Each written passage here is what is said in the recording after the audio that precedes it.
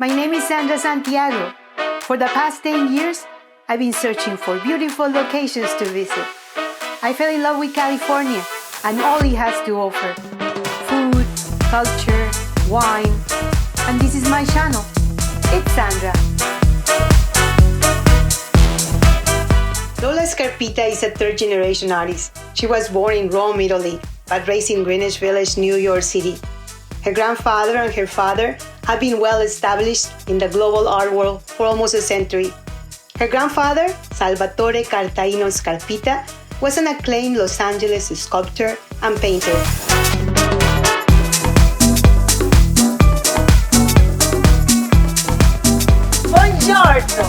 Buongiorno.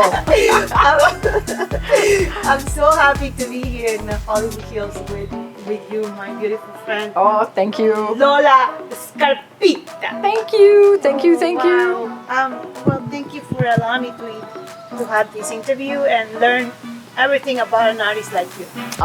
Thank you. Thank you. It's been a pleasure to invite you all in. Tell me about your life, Lola Scarpitta. Yeah, I was born in Rome. In Rome. And then you came to New York, and from there, what happened? I came to New York when I was 6 years old because my father's gallery was in New York, Leo Castelli, and that was his gallery his whole life that represented him. And but I grew up in my early childhood in Rome, so I have a little bit of both. And then I had a much older sister who was married with an actor, so every summer I would spend 3 months in Rome. So with an amazing group of people and actors from the 60s and 70s, it was really fun.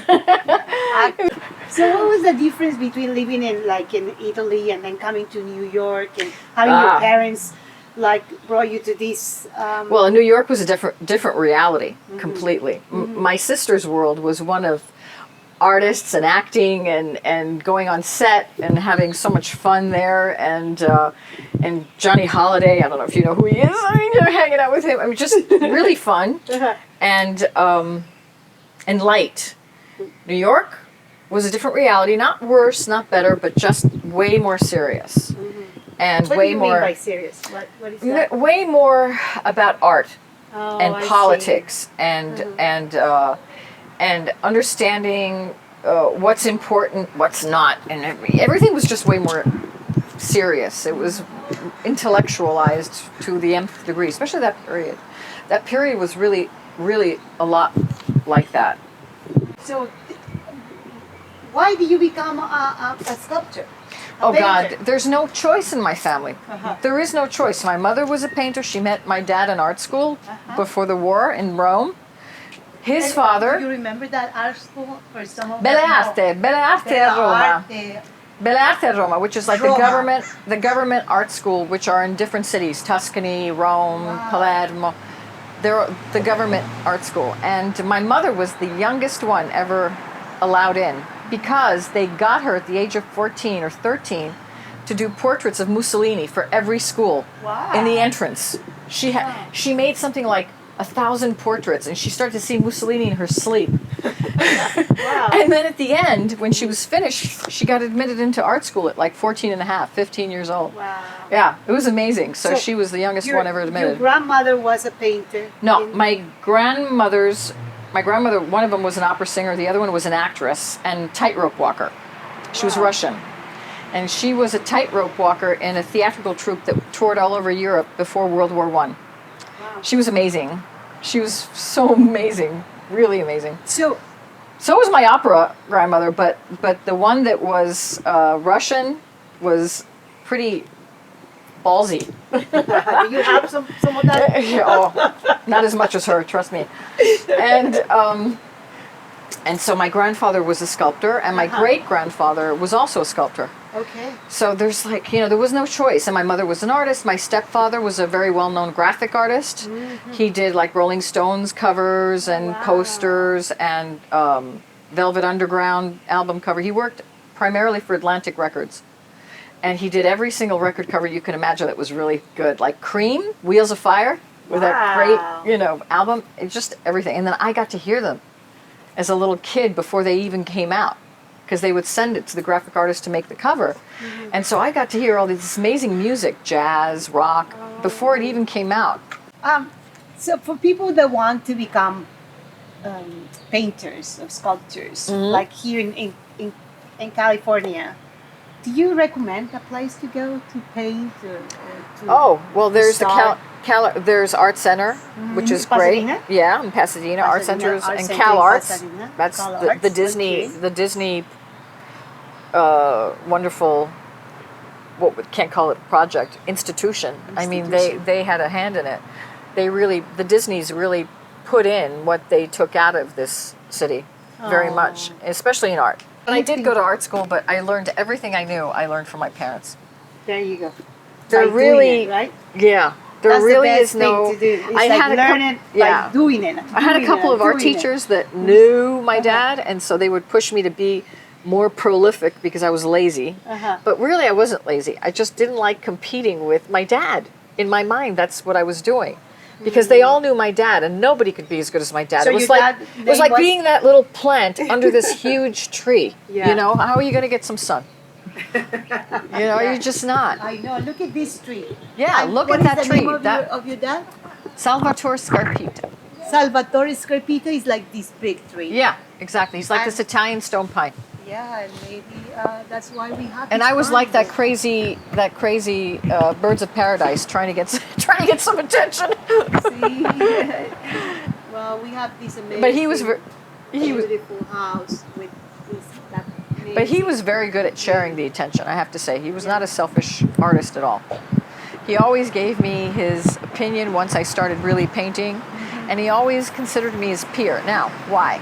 Why? Because I was a little kid in his studio all the time. So I would help him make paintings. I'd grab the hammer, I'd grab this, I'd grab that. He would help me with projects at school. Like we were supposed to make a spitting. I get so excited. I get so excited to saying the story because it was such a good story. It's so vivid in my head. I had to make a tomahawk for a history class. Oh, wow. Well, we could do anything we wanted, but it had to be American Indian or cowboy. So, of course, my father said, we'll make a tomahawk. So we found a rock, a beautiful rock. We went out to the park and he painted it, and then somehow he attached he did all the work. It was supposed to be my project. But he was on a roll. I think a lot of parents who are watching this show, will like relate with this. He was like on a roll. So he took this beautiful rock and then he attached to this hard stick, from a tree, and he wrapped it, and then he painted everything, and then he found feathers, and he put feathers on. So I took it to school, and of course I got an A on it, and the teacher never gave it back. Oh, wow. She kept it. So I was like, I don't know what happened to it, Daddy. She said she needed it. I don't know. He was very upset because he really loved it. You mentioned this lemon tree. This is a Meyer lemon, which my dad planted for my grandmother, like in the 1980s. It's a midget one. And so I try to keep it. It looks like it has a lot of flowers and lemons this year. Of this amazing villa, and I want to show you Lola's amazing paintings.